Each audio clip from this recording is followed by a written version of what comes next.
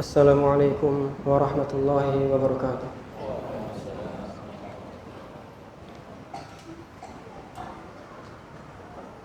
Allahu Akbar, Allahu Akbar.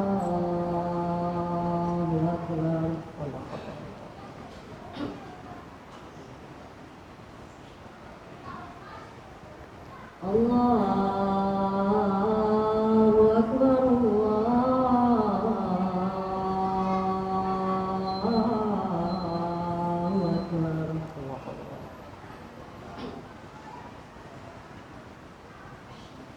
Asyhadu an la ilaha illallah.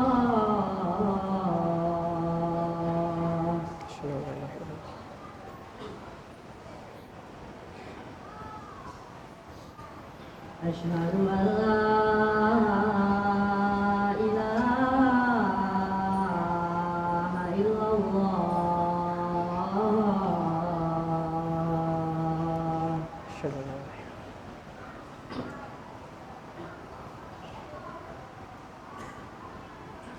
Asyhadu anna Muhammadar Rasulullah.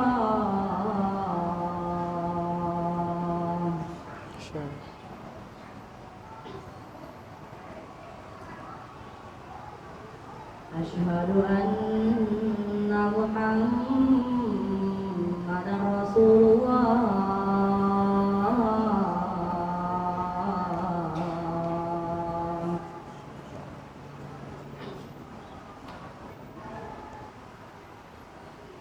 Hayya 'alas salah.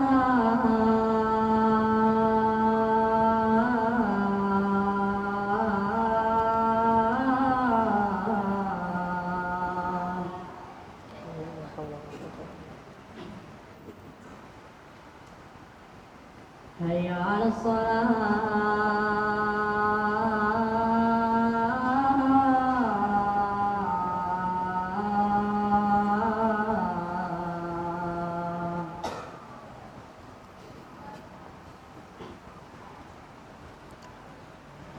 Hayya 'alal falah.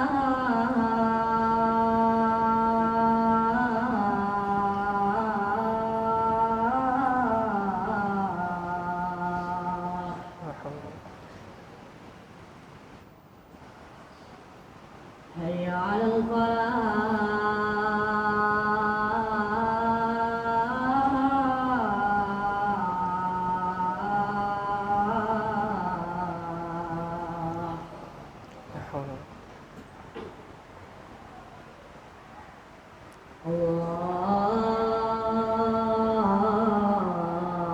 Allahu Akbar, Allahu Akbar.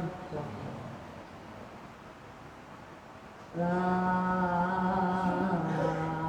ilaha illallah.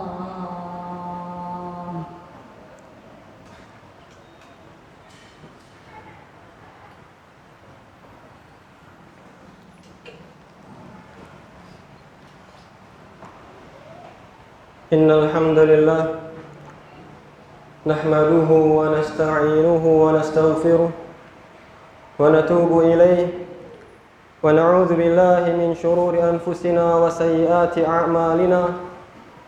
Man yahdihillahu fala mudilla lahu wa man yudlilhu fala hadiya lahu.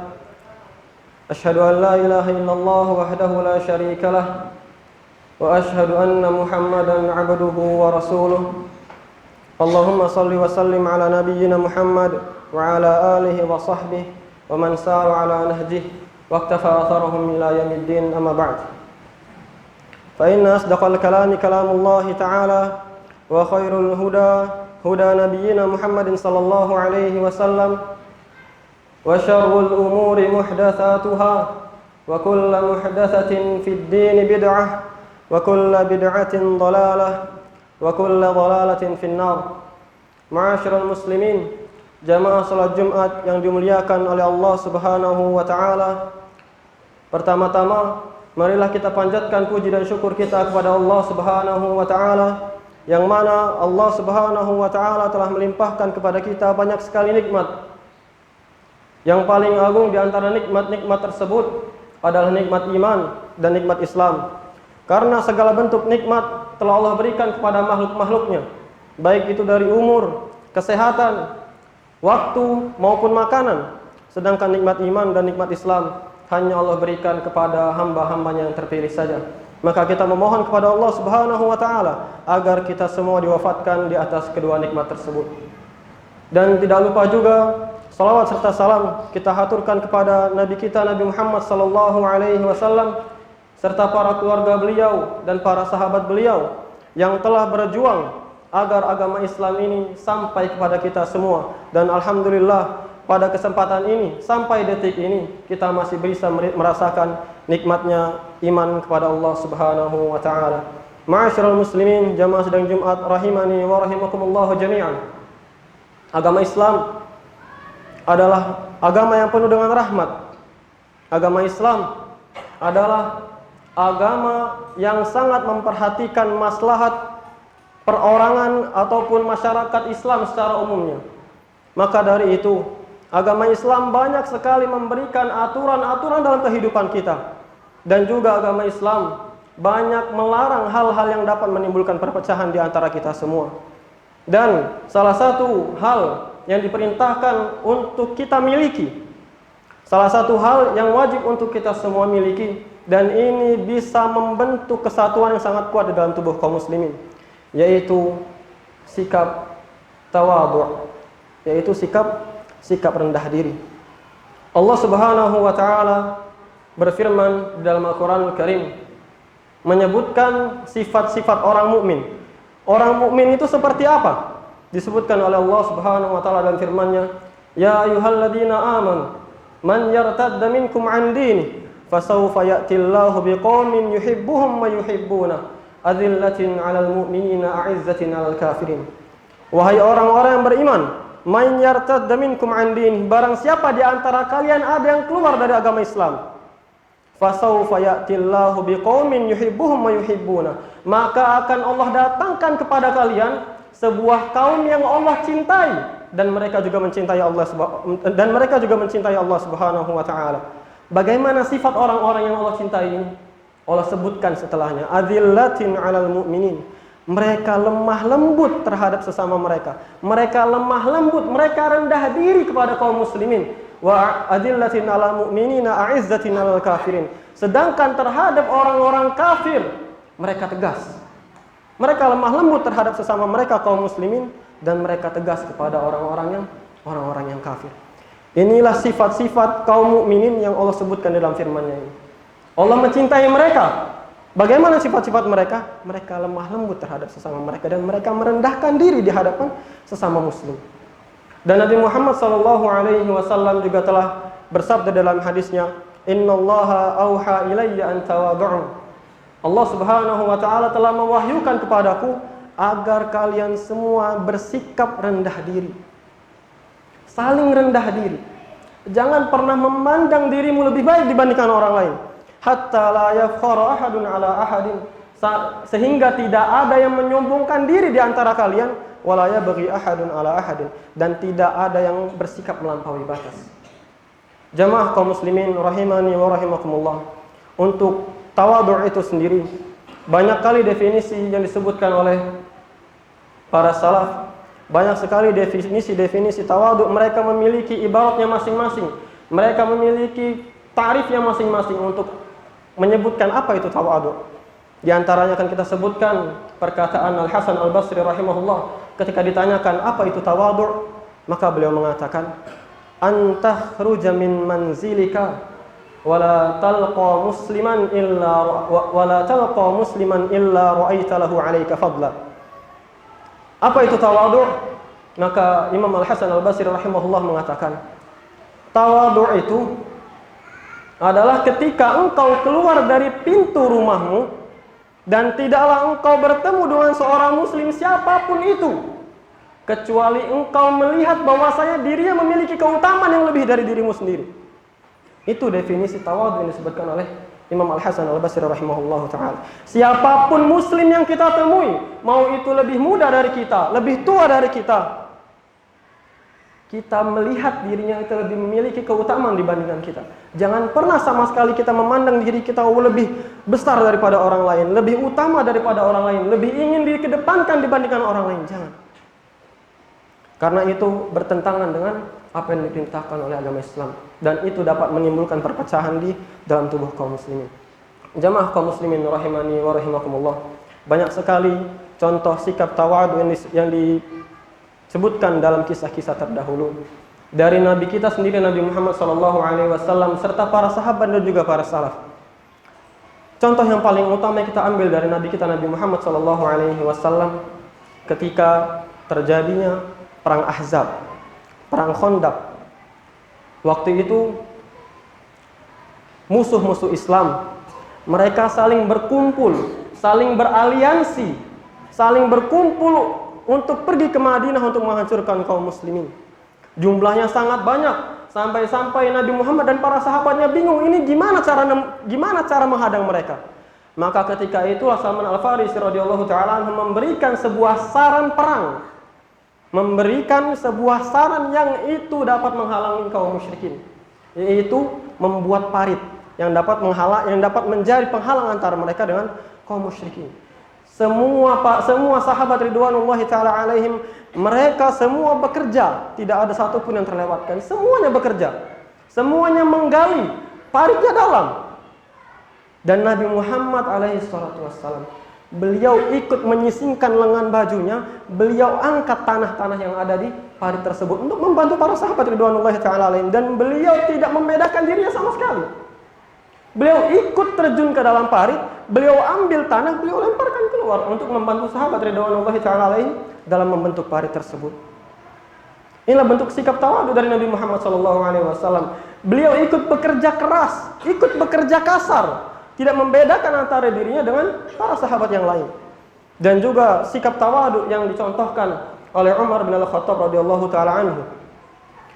Ini terjadi di zaman beliau menjadi khalifah, menjadi pemimpin setelah Abu Bakar As-Siddiq radhiyallahu ta'ala anhu. Beliau menjadi khalifah pada waktu itu, dan pada waktu itu terjadi penaklukan Baitul Maqdis, atau yang kita tahu sekarang yaitu wilayah Palestina. Semoga Allah bebaskan secepatnya.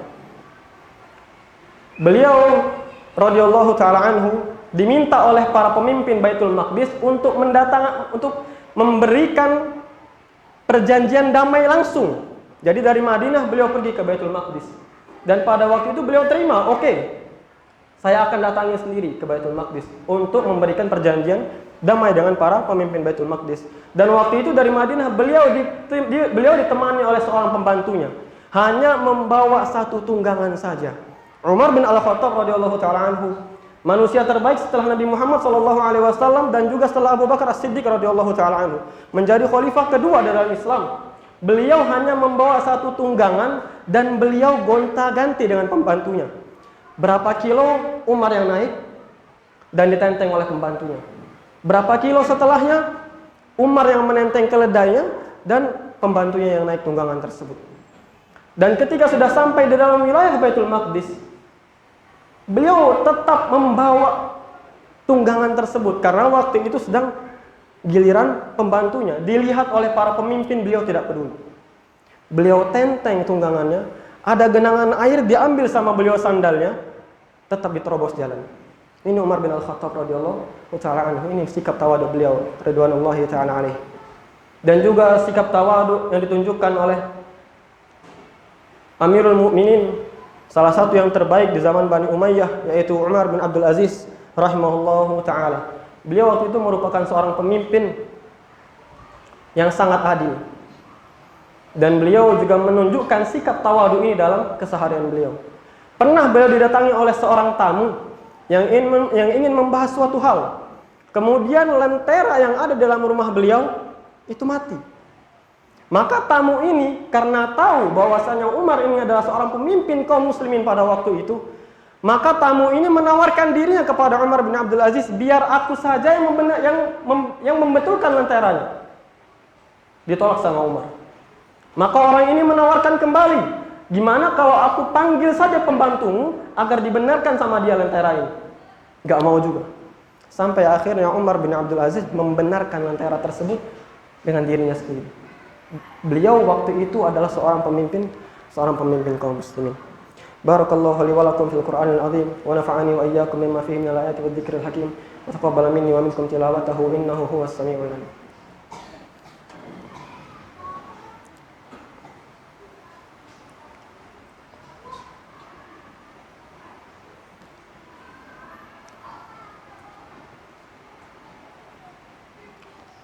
Alhamdulillahi wa kafa wassalatu wassalamu ala nabiyil mustafa wa ala alihi wa sahbihi wa man ihtada ila yaumil muntaha ma ba'd.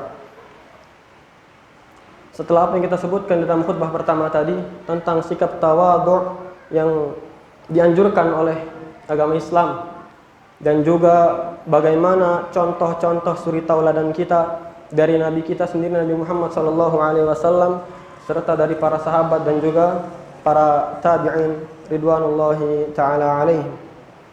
Maka sekarang kita akan sedikit membahas tentang lawan dari sikap tawadhu itu, yaitu sifat sombong. Jamaah kaum muslimin rahimani wa rahimakumullah. Sifat sombong merupakan salah satu hal yang sangat dibenci dalam agama Islam. Bahkan disebutkan dalam salah satu sifat neraka itu seperti apa? Disebutkan oleh Allah dalam Al-Quran, fabi'sa mathwal mutakabbirin. Neraka itu adalah seburuk-buruknya tempat kembali bagi orang-orang yang sombong. Jamaah salat Jumat rahimani wa rahimakumullah jami'an. Contoh yang bisa kita lihat yang paling jelas adalah gembongnya orang-orang kafir, pemimpinnya orang-orang kafir, yaitu iblis alaihi la'natullah ta'ala. Disebutkan dalam Al-Quran banyak sekali kisahnya. Kisah antara iblis dan juga Adam. Bagaimana sikap iblis ketika diperintahkan oleh Allah subhanahu wa ta'ala untuk bersujud kepada Adam. Disebutkan dalam surah Al-Baqarah, Allah berfirman, wa idh qulna lil malaikati isjudu li Adam fasajadu illa iblis aba wastakbara wa kana minal kafirin. Dan ingatlah ketika kami memerintahkan kepada para malaikat untuk bersujud kepada Adam, fasajadu, semua malaikat bersujud kepada Adam, menunaikan perintah Allah subhanahu wa ta'ala, illa iblis, kecuali iblis. Aba wastakbara, dia menolak dan dia juga bersikap sombong. Wa kana minal kafirin, dan dia termasuk golongan orang-orang kafir. Dan disebutkan secara jelas bagaimana sikap iblis kepada perintah Allah tersebut. Apa yang dikatakan oleh iblis dalam surat Shad? Qala ana khairum min, dijelaskan oleh Allah, menceritakan apa yang dikatakan oleh iblis. Di dalam surat Shad disebutkan qala ana khairun min. Iblis berkata, aku lebih baik daripada Adam. Khalaqtani min nar wa khalaqtahu min tin. Engkau ciptakan aku dari api sedangkan engkau menciptakan Adam dari tanah. Dia memandang dirinya lebih baik daripada Adam. Apa yang terjadi? Allah timpakan laknat kepadanya. Dan dia akan menjadi pemimpinnya orang-orang kafir di neraka nanti. Orang terdepan yang masuk neraka iblis alaihi la'natullah. Dan juga contoh yang bisa kita lihat dari kisah-kisah yang ada dalam Al-Quran, yaitu Qarun. Yang pada waktu itu, pada zaman Nabi Musa alaihi salam, dia adalah orang yang paling banyak hartanya, sampai Bani Israel yang melihatnya pun iri. Pengen mendapatkan apa yang dimiliki oleh Qarun. Tapi apa yang dikatakan Qarun tentang hartanya? Qala innama utituhu ala ilmin indi. Qarun mengatakan, sesungguhnya harta yang aku miliki itu semata-mata karena ilmu yang aku miliki. Bagaimana cara berdagang, bagaimana cara berbisnis, aku mendapatkan semuanya karena diriku sendiri. Apa yang dikatakan oleh Allah Subhanahu wa taala? Allah kisahkan apa yang terjadi kepada Qarun karena kesombongannya tadi. Fa khasafna bihi wa bidarihil ard. Maka kami benamkan dirinya beserta seluruh harta bendanya dan juga tempat tinggalnya ke dalam bumi. Enggak ada yang menolongnya sama sekali. Karena apa? Karena sikap sombongnya tadi. Para kaum musyrikin di zaman Nabi Muhammad alaihissalam, mereka menolak ajaran Nabi Muhammad itu karena sombong juga. Abu Jahal, Abu Lahab, dan para kaum musyrikin yang lain, semuanya menolak ajaran Nabi Muhammad SAW karena kesombongan yang ada pada diri mereka semua. Maka jamaah salat Jumat rahimani wa rahimakumullah, hendaknya kita semua menumbuhkan sikap tawadhu pada diri kita sendiri. Jangan pernah menganggap diri kita lebih baik daripada orang lain. Kita melihat yang lebih muda daripada kita. Kita berpikir bahwa kita harus berpikir bahwasanya dosa yang kita buat lebih banyak daripada anak kecil ini. Umur kita telah lewat lebih banyak dibandingkan anak ini, maka dosa yang kita lakukan juga pasti lebih banyak dibandingkan dirinya. Kita lihat orang yang lebih tua dari kita. Kita berpikir bahwasanya orang ini pasti telah memiliki banyak amalan dibandingkan yang telah aku amalkan. Maka ini harus kita tumbuhkan dalam diri kita semua. Dan ana tutup khutbah Jumat pada siang hari ini dengan perkataan Sufyan ibn Uyainah rahimahullah. Beliau mengatakan, "Man kanat ma'siyatuhu fi syahwah farjalahu taubah." Barang siapa yang dia bermaksiat disebabkan oleh hawa nafsunya, maka berharaplah agar orang ini diterima taubatnya oleh Allah Subhanahu wa taala. Fa inna Adam asa mushtahiyan fa ghufiralah. Karena Nabi Adam alaihi salatu wassalam bermaksiat kepada Allah Subhanahu wa taala karena mengikuti hawa nafsunya. Dan apa hasilnya? Allah ampuni dosa-dosanya. Wa man kanat ma'siyatuhu fi kibrin fakhsha 'ala sahibihi al-la'nah. Barang siapa dia bermaksiat kepada Allah Subhanahu wa taala disebabkan oleh kesombongan yang ada dalam dirinya, maka takutlah pelaku dosa tersebut akan ditimpa oleh laknat Allah Subhanahu wa taala. Fa inna iblis asa mustakbiran falu'in. Karena iblis alaihi la'natullah, dia bermaksiat kepada Allah Subhanahu wa taala. Iblis menyelisihi perintah Allah Subhanahu wa taala karena sikap sombong, maka dia pun dilaknat oleh Allah Subhanahu wa taala. Innallaha wa malaikatahu yusholluna 'alan nabi ya ayyuhalladzina amanu shallu 'alaihi wa sallimu taslima. Allahumma ighfir lil mu'minina wal mu'minat wal muslimina wal muslimat al ahya'i minhum wal amwat innaka samii'un qaribun mujibud da'wati ya qadiyal hajat. Allahumma aslih wulata umurina wa waffiqhum wa saddidhum lima fihi salahul islam wal muslimina ya rabbal alamin.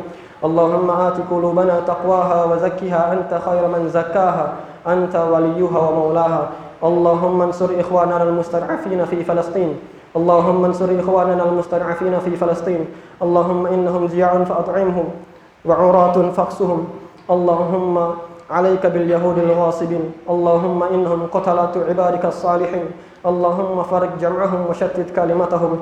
Allahumma ighfir lana wa li ikhwanina alladhina sabaquna bil iman wa la taj'al fi qulubina ghillan lil ladzina amanu rabbana innaka ra'ufur rahim. Allahumma ansur ikhwanana al-mustad'afina fi kulli makan. Allahumma arham mautahum. Allahumma arham mautahum. Allahumma arham mautahum wa la tahrimna ujurahum. Wa sallallahu wa sallim ala nabiyyina Muhammad wa ala alihi wa sahbihi ajma'in wa akhiru da'wana alhamdulillahi rabbil alamin. Aqimissalam.